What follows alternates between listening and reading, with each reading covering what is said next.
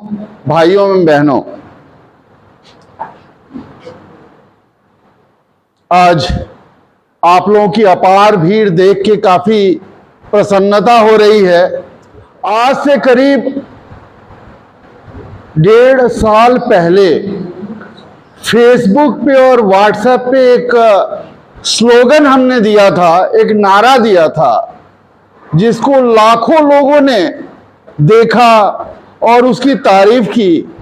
और नारा क्या था? बड़ा छोटा सा नारा था कि यदि सरकार यूनिफॉर्म सिविल कोड लाना चाहती है तो हम उसका समर्थन करेंगे, बशर्ते सरकार यूनिफाइड पेंशन रूल ले आवे, सरकार यूनिफाइड सेटलमेंट रूल ले आवे, सरकार यूनिफाइड मेडिकल रूल लेके आवे।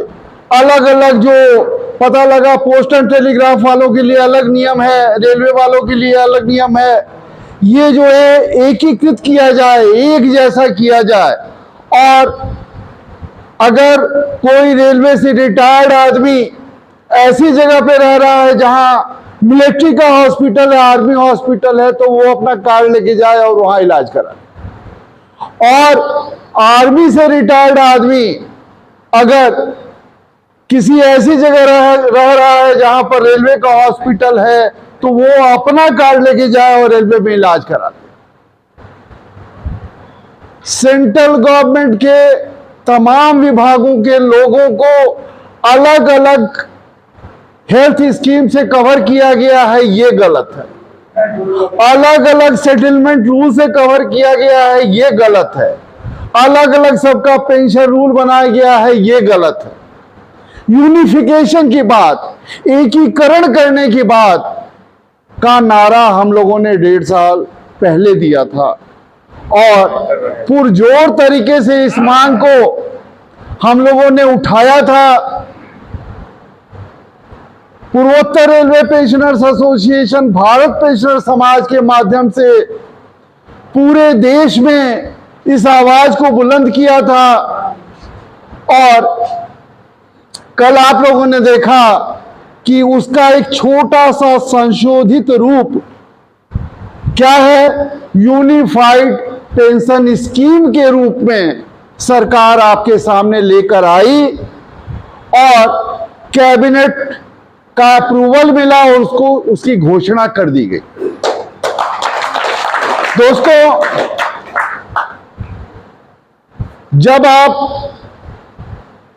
किसी के जूते में पांव डाल के देखते हैं, तब आपको पता लगता है कि जूते में चुभन है अथवा उसमें आराम है। जरा कल्पना कीजिए कि जो लोग 1/1/2004 के बाद रेलवे की सेवा में आए और रिटायर हो चुके हैं, आज उनको पेंशन के नाम पे किसी को 1,000 रुपया मिल रहा है, किसी को 1,020 रुपया मिल रहा है, किसी को 1,050 रुपया मिल रहा है। एक अवधेश कुमार चौधरी है बिछिया शाखा का, और उसको पेंशन के नाम पे केवल 1,060 रुपया मिलता है। 1,060 रुपया। वो कहता है, साहब इस 1,060 रुपये में तो मैं महीने का एक सिलेंडर भी नहीं खरीद पाता हूं। सोचिए, सिलेंडर को चूल्हे में लगाकर अगर रोटी बनाना होगा तो आटा कहां से लाऊंगा, चावल कहां से लाऊंगा। उसकी ये त्रासदी देखिए। जब वो और उसकी पत्नी रोते हुए अपनी व्यथा को हमको सुनाया, तो उसी समय मैंने ये प्रण किया था कि इसके दुख को दूर करना है। जितनी बड़ी लड़ाई होगी उतनी बड़ी लड़ाई लड़ेंगे। और जब उसके केस को देखा तो वो केस थोड़ा सा फर्क था। उसका क्या हुआ था, 1/1/4 से पहले दिसंबर के 2003 के दिसंबर के आखिरी सप्ताह में उसको SC ST के जो कैजुअल लेबर थे उसमें से चुन के उसको SC ST शॉर्टफॉल कोटा में नौकरी दिया गया था। तो जब नौकरी दिया गया था तो मैंने एक दरख्वास्त उससे लिखवाया। आप लोग मेरी बात समझ पा रहे हैं? उससे एक दरख्वास्त लिखवाया कि हुजूर, मैं 1/4 से पहले दिसंबर के अंतिम सप्ताह में SC/ST कैजुअल लेबर के लिस्ट में से मेरा नाम निकाल के चुन के और हमको नौकरी दी गई।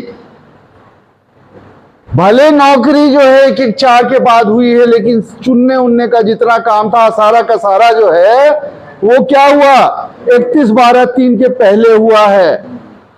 आप हमको OPS का लाभ दीजिए, पुरानी पेंशन योजना का लाभ दीजिए। दरख्वास्त गया तो प्रशासन ने ये जवाब दिया कि ठीक है, आपको चुना तो गया, लेकिन उसका पैनल क्या 1/4 से पहले आउट हुआ है। बहुत टेढ़ा सवाल था। मैंने उसकी लड़ाई लड़ी, तमाम RTI लगाया, प्रशासन से भी RTI ये सवाल पूछे गए, लेकिन हकीकत क्या था? हकीकत ये था कि ऐसे केसेस में पैनल बनता ही नहीं, बना ही नहीं। उस केस में पूरे पूर्वोत्तर रेलवे में तमाम कैजुअल लेबर जो SC/ST समुदाय के थे, उनको पिकअप करके SC/ST शॉर्टफॉल कोटा के अगेंस्ट नौकरी दी गई। उनकी पूरी सूची तैयार हुई, लेकिन नामिका का डिक्लेरेशन ही नहीं हुआ। बड़ा मुश्किल बात है। मैंने कहा कि जब नामिका डिक्लेयर नहीं हुई तो जिस लिस्ट पर 3 लोगों ने अपना दस्तखत किया अधिकारियों का, उस लिस्ट को ही नामिका मान के इसको बेनिफिट दिया जाए, लेकिन प्रशासन देने के लिए तैयार नहीं हुआ। दोस्तों, उसके बाद मैंने सोचा कि अब ऐसे काम नहीं चलेगा, तो चलो हम DOPT को, जहां पॉलिसी बनाई जाती है, वहां पत्र लिखते हैं। और मैंने क्या लिखा पत्र कि सरकार ने जो चिट्ठी जारी की उसमें कहा है कि 1/4 के बाद जो अपॉइंटेड बंदे हैं उनको क्या होगा, NPS में डाला जाएगा और पहले वाले सारे के सारे OPS में रहेंगे। लेकिन जिनका 1/4 के पहले पैनल बन गया है उनको भी OPS का लाभ दिया जाएगा। मेरा ये सवाल है कि अगर आपने विज्ञापन निकाला, हमने आवेदन किया और प्रशासन ने पैनल बनाने में 2 साल लगा दिया, तो इसमें मेरा क्या दोष है? क्यों भाई, सही है कि नहीं है? सही है। और जब मैंने इस तरह का चिट्ठी लिखा, क्योंकि उसके केस में यही हुआ था, तो जानते हैं, एक बार चिट्ठी 2-3 रिमाइंडर के बाद जो पेंशन मंत्रालय है, कार्मिक जन परियोजना एवं पेंशन मंत्रालय है, उसने क्या किया कि एक नया चिट्ठी जारी किया। उस चिट्ठी में लिखा, उसमें डेट डाला कि NPS के अधिसूचना की तिथि 25/12/2003 के पहले अगर कोई अधिसूचना जारी किया गया है और उस अधिसूचना के खिलाफ किसी ने आवेदन दिया है, तो ऐसे सारे लोगों से एक ऑप्शन लेके उनको भी OPS का लाभ दिया जाए। यानी कि यहां पर कानून को बदल दिया गया। और जानते हैं इसका नतीजा क्या हुआ? इसका नतीजा हुआ कि पूर्वोत्तर रेलवे में बहुत जगह बहुत सारे लोगों को लाभ मिला। लेकिन दुख की बात है कि जिसके लिए ये कानून बनाया गया, उसको बनारस डिवीजन ने वो मट्ठा बना दिया और कहा कि साहब, इनको जो है, इनको तो कैजुअल लेबर में से निकाला गया, इनकी स्क्रीनिंग की गई, लिहाजा इनका टेम्पोररी स्टेटस वाला सर्टिफिकेट चाहिए, जो नहीं दे पा रहे। दोस्तों, कैजुअल लेबर की जो स्क्रीनिंग होती है वो नियमितीकरण के लिए होती है, रेगुलराइजेशन के लिए होती है, और उसमें पुरानी सर्विस का लाभ दिया जाता है। लेकिन जहां पर चुना गया है कैजुअल लेबर को और उसको नौकरी दी गई है, उसको क्या स्क्रीनिंग शब्द कहेंगे? अगर उसको स्क्रीनिंग कहेंगे तो उस स्क्रीनिंग में, वो चुनने वाले स्क्रीनिंग में और नियमितीकरण करने वाले स्क्रीनिंग में, दोनों में जमीन आसमान का फर्क है। मेरी बात समझ रहे हैं, नहीं समझ रहे हैं? जहां नियमितीकरण वाला होता है पास्ट सर्विसेज की लाभ दी जाती है, इसके केस में 1 दिन का भी लाभ नहीं दिया गया।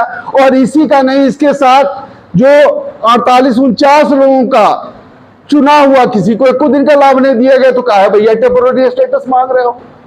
लेकिन दुख की बात है कि बनास डिवीजन ने केस को हेडक्वार्टर भेजा और हेडक्वार्टर से उल्टा पलटा जवाब चला गया। जब हमको पता चला कि उल्टा जवाब गया तो मैंने हेडक्वार्टर पे चढ़ाई की। हमने कहा भैया ये आपने क्या कर दिया, आपको नहीं पता है क्या कि स्क्रीनिंग रेगुलराइजेशन के लिए और किसी को चुन के फेस आप अपॉइंट कर रहे हैं, डीआर कोटा में ले दे रहे हैं, दोनों में फर्क होता है। तो भैया सब लोगों ने माथा ठोक लिया और करते क्या, अब अपना ही डिसीजन हेडक्वार्टर को बदलना था। तो हेडक्वार्टर ने ऑर्डर किया डिवीजन को कि इस मामले में जो डिसीजन दिया गया है उसके खिलाफ पूर्वोत्तर रेलवे पेंशनर्स एसोसिएशन ने रिप्रेजेंटेशन दिया है और इस रिप्रेजेंटेशन में जो मुद्दे उठाए गए हैं उस पर आप पैरा वाइज रिमार्क दीजिए। अब जब रिमार्क आएगा तो क्या होगा, हेडक्वार्टर अपना डिसीजन चेंज कर देगा। सही है, और चेंज कर देगा तो वो जो बंदा है जिसको 1060 रुपया मिल रहा है, उसके तमाम साथी जो 1050 रुपया मिल रहे हैं, उनको ओपीएस का लाभ दे दिया जाएगा। सही है। तो एक मसला तो हल हो गया, उसका तो थोड़ा दूसरा वाला केस था। लेकिन जिसका अपॉइंटमेंट 1/1/2004 के बाद नोटिफिकेशन जारी होने के फलस्वरूप हुआ है और वो रिटायर हो गए अथवा डेथ हो गए, वहां पर त्रासदी देखिए, उनको भी इसी तरह किसी को 500 किसी को 600 रुपया पेंशन मिल रहा है। हमारी लड़ाई उन लोगों के लिए थी और हमारी लड़ाई उन लोगों के लिए थी जो आज के डेट में नौकरी में हैं, कल को रिटायर होंगे तो उनको क्या मिलेगा। दोस्तों, तमाम वर्किंग यूनियन के बड़े बड़े लीडर्स का भी आपने वीडियो देखा है, जिन लोगों ने सरेंडर कर दिया, कहा कि ये नहीं मिलने वाला है। लेकिन भारत पेंशनर समाज और पूर्वोत्तर रेलवे पेंशनर्स एसोसिएशन इसमें लगा रहा, लगातार लगा रहा और नतीजा ये हुआ कि वही यूनिफाइड पेंशन रूल के बजाय यूनिफाइड पेंशन स्कीम कॉम्प्रोमाइज एक फॉर्मूला इन्होंने कर दिया। और अच्छाई है कम से कम इतना तो कर दिया गया कि जो रिटायर होगा तो रिटायरमेंट के टाइम पर पिछले 12 महीने का जो तनख्वाह होगा उसका औसत निकाल के उसका जो 50% आएगा बतौर पेंशन उनको दिया जाएगा। जोरदार ताली होनी चाहिए। ये एक इतिहास बदल रहा है। इतना ही नहीं, अगर उसकी डेथ होती है तो उसको पत्नी को जितना पेंशनर पा रहा होगा उसका 60% दिया जाएगा। ग्रेच्युटी के लाभ का भी व्यवस्था किया गया और महंगाई से को न्यूट्रलाइज करने के लिए जो महंगाई भत्ता की बात है उस पर भी सरकार ने अपना निर्णय दिया।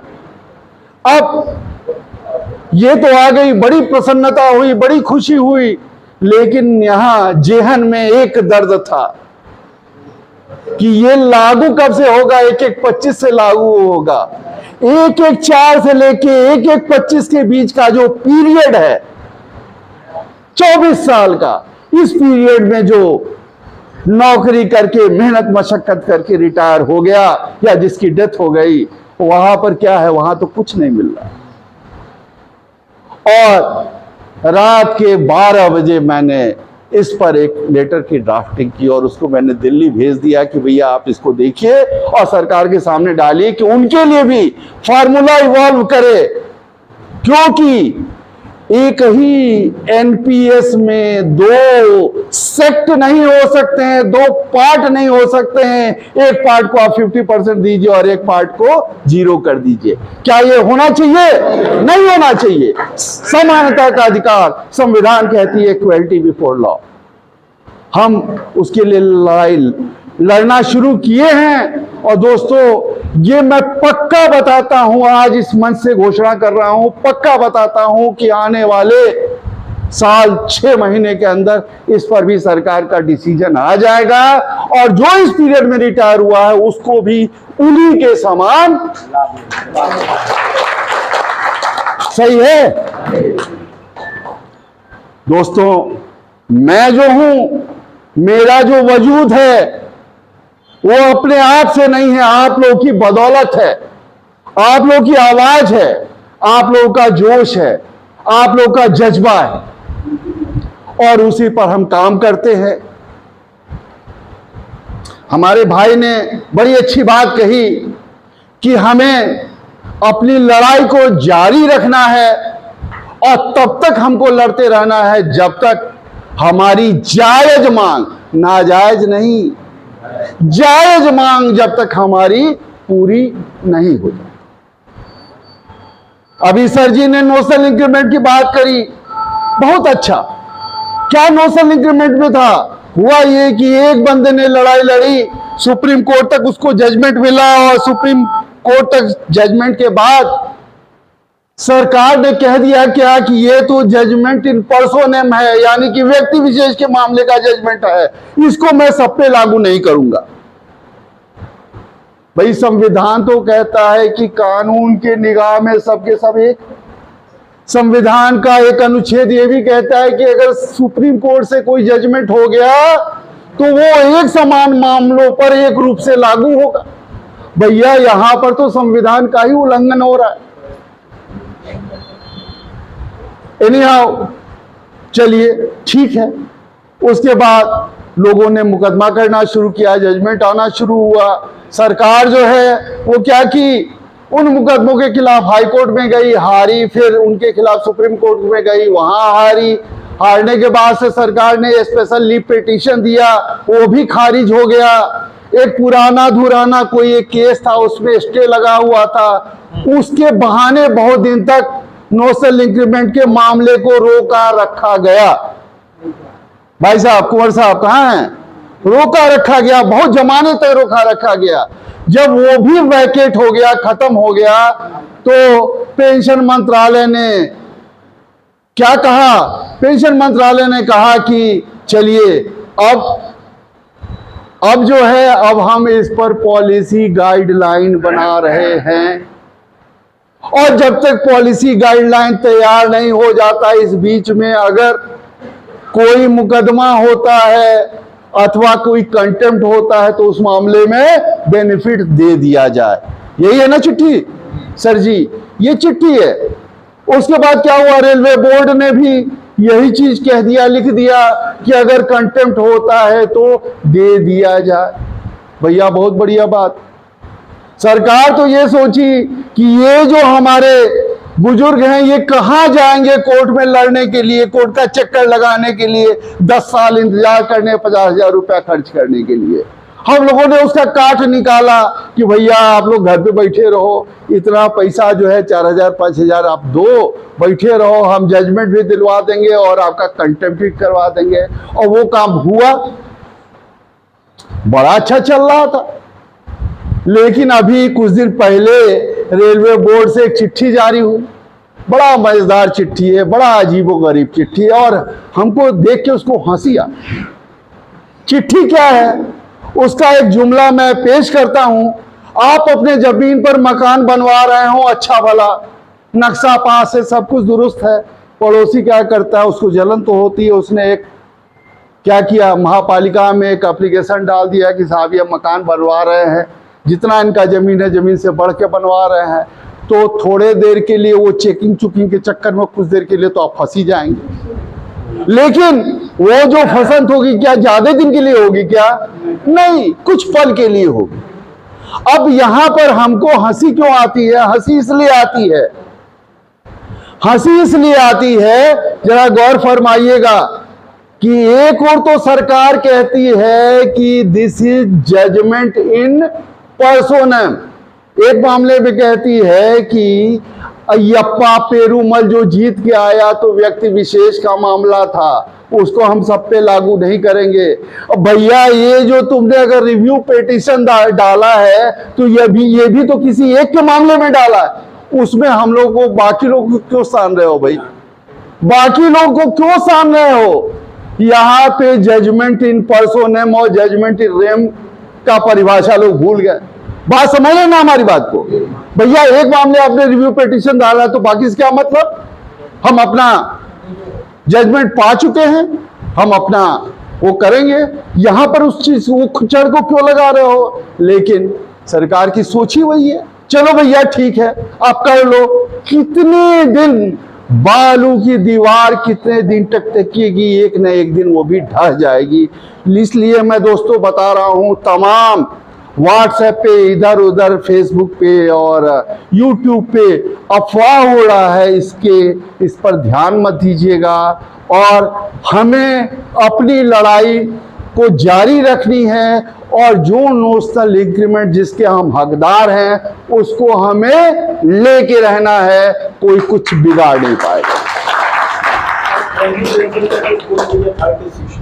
जी एमडी पेंशन का 30-60 का जो है, हाँ, अच्छा बोलेंगे। वो कोई बहुत बड़ा अभी वर्डिंग टॉपिक नहीं है हमारे लिए। ये टॉपिक इम्पोर्टेंट है, जो इम्पोर्टेंट टॉपिक है उस पर मैं बात कर रहा हूं। तो 2 आइटम तो मैं बोल दिया, एक तो यूनिफाइड पेंशन स्कीम के बारे में बताया और दूसरा नोशनल इंक्रीमेंट के बारे में बताया। अब तीसरा आइटम मैं आपको बता के, क्योंकि समय का भी हमको ख्याल रखना है, तीसरा आइटम बता के मैं अपनी बात को समाप्त करूंगा। तीसरा आइटम क्या है दोस्तों, अभी मैंने थोड़ी देर पहले कहा जायज मांग। तो जायज मांग हमारी क्या है?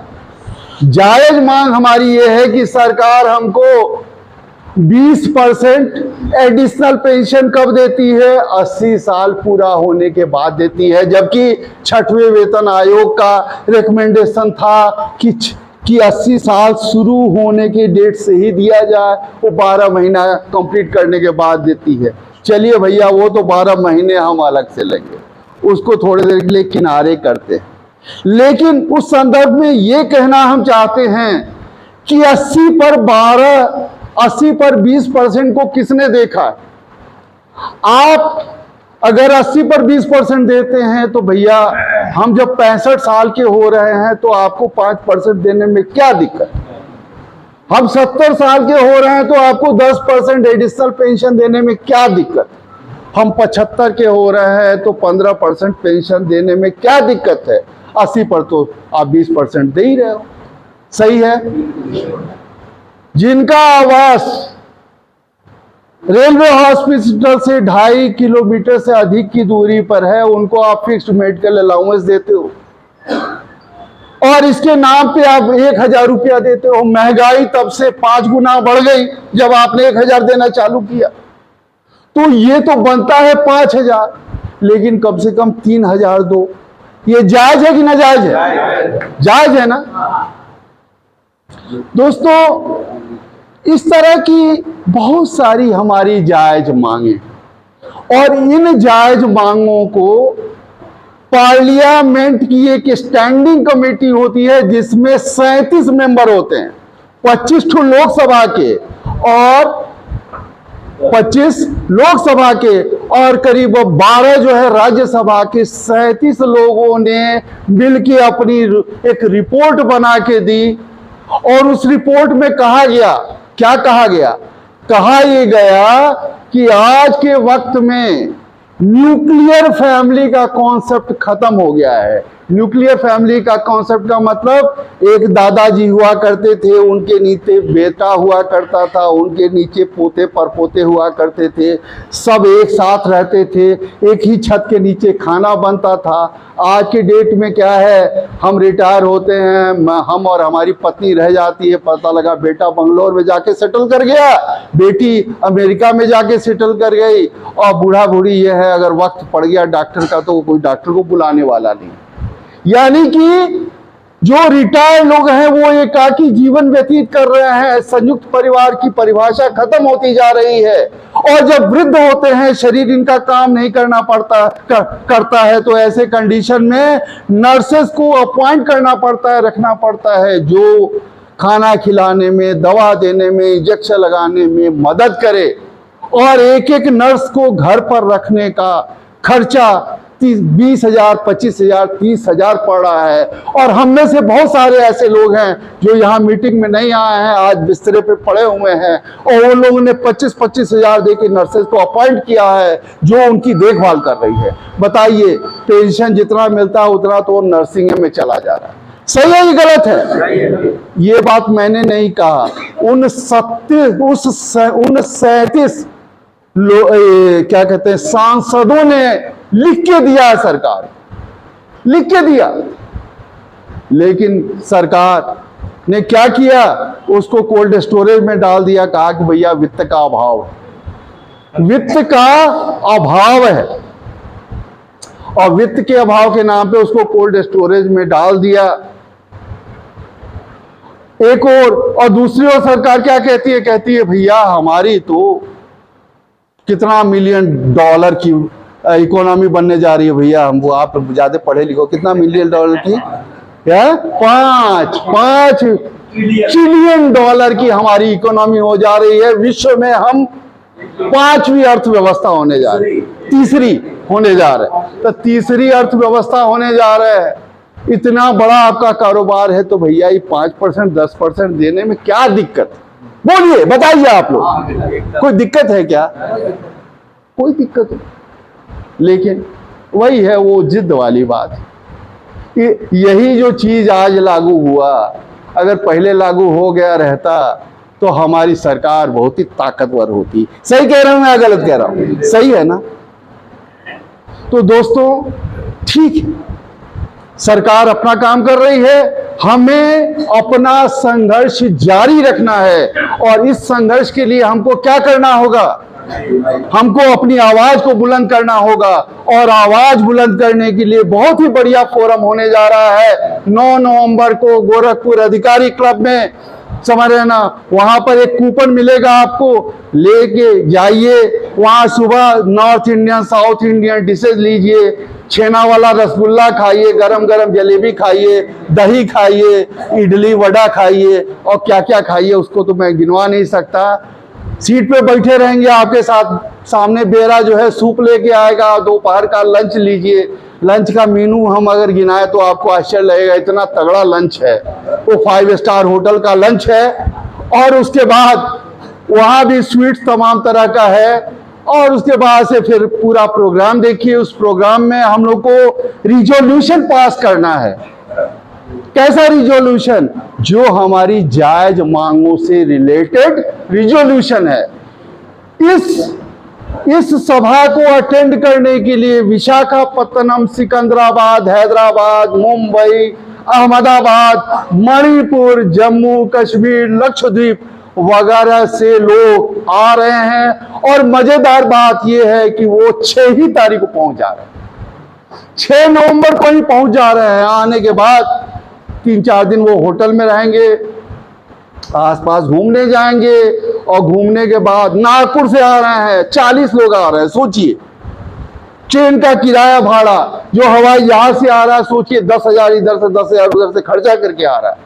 तो आप लोग जो यहाँ के हैं वो जाएंगे कि नहीं जाएंगे? उसमें सब लोग जाएंगे।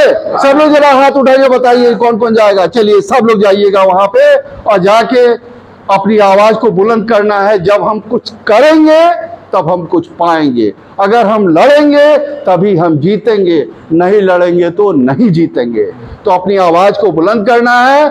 और लास्ट में एक आवाज मैं देना चाहता हूं, वो आवाज ये है कि अब तक 17 दिसंबर जो हमारा पेंशनर्स डे हुआ करता था, उस दिन लोको फील्ड में हजारों की तादाद में हम लोग इकट्ठा होते रहे हैं और यहां पर अपनी मांगों को दोहराते रहे हैं। लेकिन इस बार हम लोग का प्रोग्राम चेंज हो गया है। इस बार चूंकि हम लोग 9 नवंबर को अपना भारत पेंशन समाज का सेमिनार कर रहे हैं, अधिवेशन कर रहे हैं, इसलिए 17 दिसंबर के दिन हम लोग जीएम कार्यालय वाले रोड पर यहां से वहां तक मानव श्रृंखला बनाएंगे। दोनों साइड में लोग खड़े हो जाएंगे और सबके हाथ में तख्ती होगी। नारा नहीं होगा, कोई इंकलाब जिंदाबाद नहीं होगा, सिर्फ तख्ती होगी। और तख्ती क्या होगी? चिकित्सा व्यवस्था में सुधार होना चाहिए, डायलिसिस की मशीनें आनी चाहिए, इमरजेंसी में एडमिट हुए पेशेंट को तत्काल डॉक्टर को देखना पड़ेगा। अभी एक केस में हुआ 28 घंटे तक पेशेंट को डॉक्टर ने नहीं देखा, इमरजेंसी में एडमिटेड। लोगों लोग जो एक्सीडेंट के शिकार हो रहे हैं, हड्डी वाले डॉक्टर की लापरवाही से 2-3 केसेस में गैंग्रीन हो गया। एक केस को मैं, मुन्नीलाल गुप्ता, ये तमाम लोग मिलजुल के जो है यहाँ से उसको जब देखे कि ये लोग कंट्रोल नहीं कर पाएंगे तो जबरदस्ती करा के सर्वोदय भेजा गया। वहां पर उसका पैर काटना पड़ा क्योंकि यहाँ रहता तो गैंग्रीन होकर मर जाता वो केस। इस तरह की लापरवाही के खिलाफ आवाज उठाने के लिए हम लोग सांकेतिक मानव श्रृंखला बनाएंगे। इसमें कोई दिक्कत है क्या? तख्ती लेके हम लोग दोनों साइड खड़े हो सकते हैं ना? बस चलिए दोस्तों, यही चीज हमको करना है और इसके साथ हम एक छोटा सा नारा लगाते हैं, इंकलाब जिंदाबाद, इंकलाब जिंदाबाद, इंकलाब जिंदाबाद।